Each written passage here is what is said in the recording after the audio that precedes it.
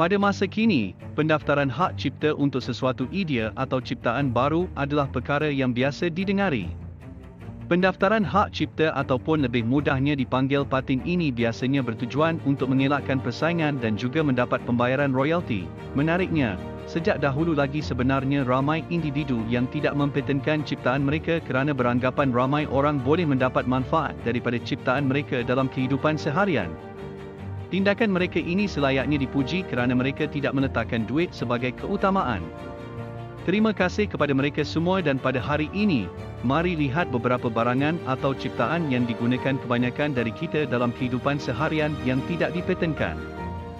Bayangkan sekiranya ciptaan-ciptaan ini dipatentkan, kita mungkin perlu membayar harga yang tinggi semata-mata untuk menggunakan barangan ini. Teruskan menonton dan jangan lupa ikuti channel kami. Yang pertama dalam senarai ini adalah John Walker, iaitu dengan ciptaan mancis. John Walker menubuhkan perniagaan kecil sebagai ahli kimia dan pakar ubat pada tahun 1818 di 59 High Street, Stockton. Tidak lama kemudian beliau mendapat idea untuk mencipta satu alat untuk mendapatkan api dengan mudah untuk tujuan harian. Walaupun sudah ada banyak formula kimia yang boleh menghasilkan api secara letupan, menghasilkan api kecil untuk tujuan pembakaran masih belum ada pada ketika itu. Namun, penemuan mancis dilakukan secara tidak sengaja akibat geseran yang berlaku di tempat kerjanya. Beliau tidak lama kemudian menyedari nilai praktikalnya dan mula mengeluarkan mancis yang disalut dengan sulfur dan campuran sulfida antimoni, klorat potas dan getah. Walaupun dinasihatkan untuk mempatentkannya, beliau tidak pernah mempatentkan ciptaannya bagi membolehkannya digunakan dan dihasilkan oleh sesiapa sahaja. Seterusnya iaitu pada nombor 2 adalah Daisuke Inu dengan ciptaan mesin karaoke. Daisuke Inu ialah seorang ahli perniagaan Jepun yang pernah bermain drum di sekolah menengah. Apabila dia mendapati bahawa dia tidak begitu mahir dalam skill bermain drum, dia mengambil alih pengurusan perniagaan kumpulannya. Kumpulan itu akan menyediakan muzik latar untuk kelab-kelab di mana ahli perniagaan akan ke atas pentas dan menyanyi. Lalu lahirlah idea mesin karaoke, yang bermaksud orkestra kosong dalam bahasa Jepun. Jadi apabila beliau tidak dapat menghadiri kerja menghasilkan muzik sandaran untuk salah seorang pelanggannya, beliau akan merakam muzik dan menghantar pita kepada mereka untuk dimainkan itu. Seterusnya adalah fakta nombor 3 iaitu Tim Berners-Lee dengan ciptaan World Wide Web. Tim Berners-Lee mengendalikan jabatan teknikal di John Poole S Image Computer Systems, Ltd, Bournemouth, Dorset, selama 3 tahun.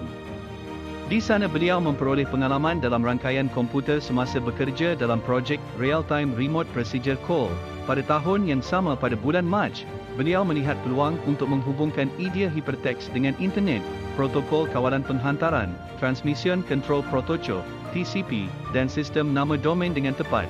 Seterusnya membawa kepada kelahiran World Wide Web. Pada tahun 1994, beliau mengasaskan W3C, World Wide Web Consortium, dan membuat idenya tersedia secara bebas tanpa paten dan tanpa royalti supaya piawaian itu mudah diterima pakai oleh sesiapa sahaja. Seterusnya adalah pada nombor 4 iaitu Catherine Hettinger dengan perciptaan fidget spinner. Catherine Hettinger, seorang jurutera kimia, mencipta fidget spinner pada 1980 sebagai cara untuk mengalih perhatian kanak-kanak.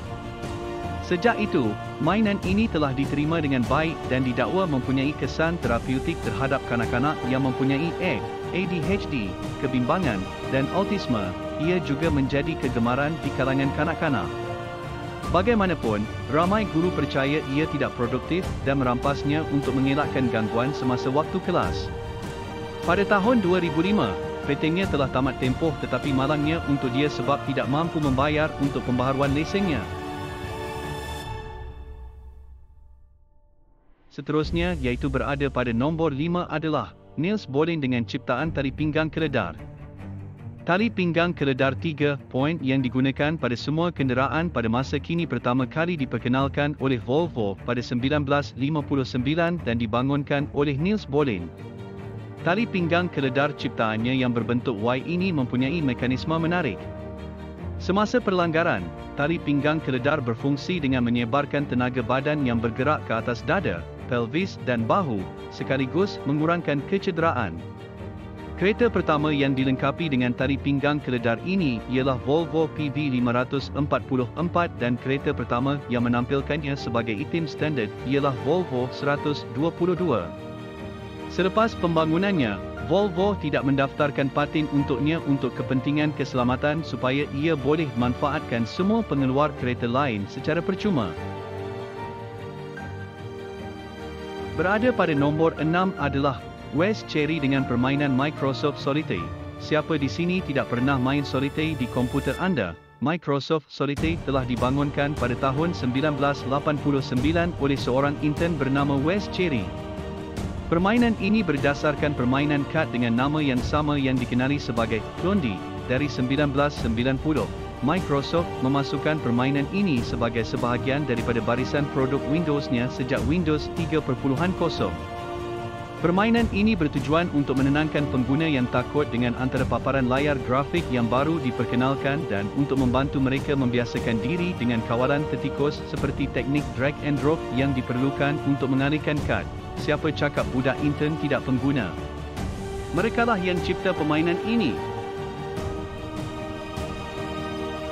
Seterusnya yang terakhir iaitu nombor 7 adalah Jonas Salk dengan vaksin polio.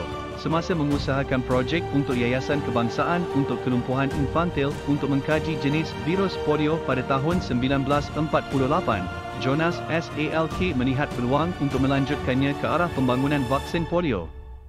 Dalam tempoh 7 tahun berikutnya, beliau berusaha membangunkan vaksin itu dan menjelang 1955, beliau menjalankan ujian lapangan yang berjaya di mana lebih 1.8 juta murid sekolah mengambil bahagian.